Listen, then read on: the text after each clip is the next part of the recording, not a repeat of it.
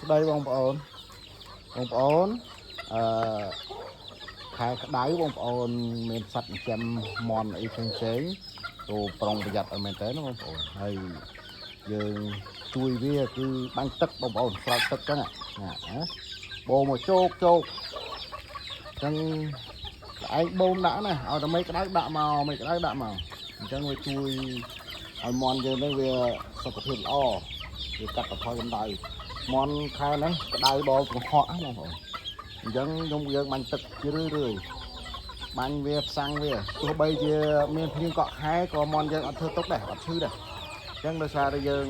ផ្សាំងវាហើយនេះគឺទឹកអត់បាច់ទេខែវស្សាក៏អញ្ចឹងខែប្រាំងក៏អញ្ចឹងបាញ់វាមកឲ្យជោគចាស់និយាយណានិយាយថាឈួលដីឈួលអីចឹងបងប្អូនឈួលដីភ្លៀងឈួលដីទៅធ្វើឲ្យមន់ងាត់តែសម្រាប់មកខ្ញុំអត់ស្គាល់ពាក្យឈួលដីទេព្រោះអីខ្ញុំតែងតែបាញ់ទឹករហូតបាទ